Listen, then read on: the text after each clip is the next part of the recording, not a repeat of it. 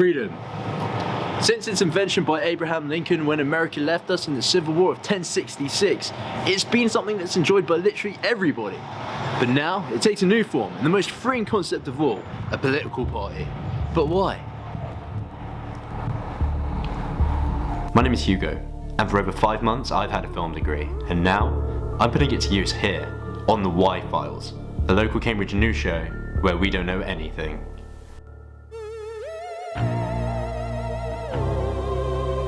Why? Exactly. In 2021, the political landscape was pretty boring as not much was going on. That was until the Freedom Alliance formed to challenge and oppose the restrictions commonly referred to as lockdown. A lockdown that's kept us locked inside, trapped indoors, like prisoners.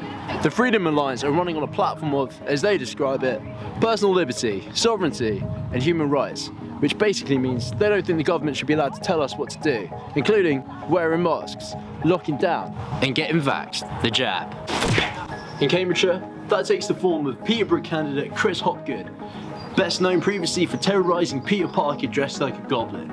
Chris posits that we don't have the data to actually prove that masks reduce the rate of transmission, saying that all clinical trials were, well, too clinical to actually reflect the realities of daily life. He's quoted as saying, "You can't prove the correlation between locking down and there being less deaths, comparing lockdown to a rain dance, in that one doesn't necessarily reflect the other. Correlation does not equal causation." I spoke to a pro-mask user to find out more. Hey, sorry, it's kind of hard to understand you with the... Sorry? I can't hear... I can't hear what you're saying. I don't know what you're saying. I don't know what you're saying. There seemed to be a barrier in communication. Inspired by all the great science that had come in the city before us, I knew I had to make sure my viewers were getting all the right figures. The only way to do that was to do the science. Myself. That's why here, now, we're gonna do no camera trickery, no movie magic, just straight science experiment.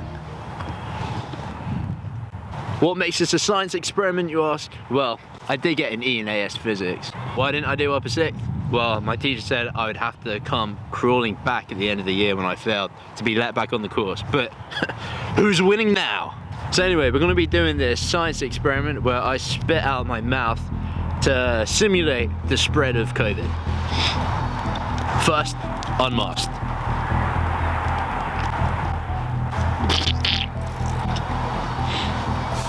And now, with a mask.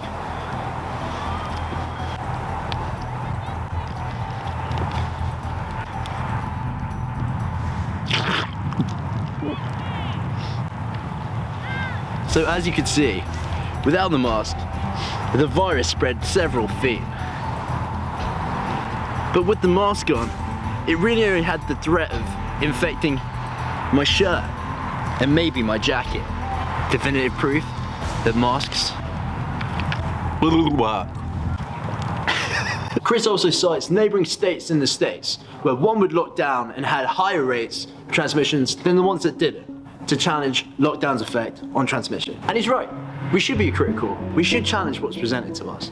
So that's why, instead of taking his one offhanded comment about 2 random American states, we're looking at 49 different countries, all in lockdown, in a study that was published in the Annals of Medicine and Surgery. And, it lowers it. But look, I get it.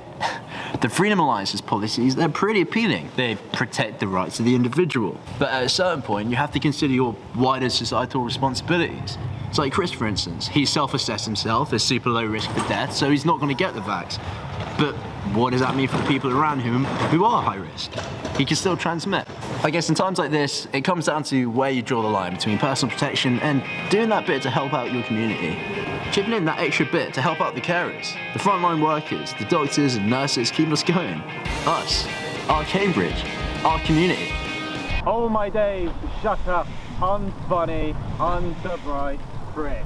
And that's why I'm proud to announce that I'm voting Freedom Alliance. For the Why Files and Cambridge Unwrapped, I'd be Hugo. Why? For freedom! That's scary.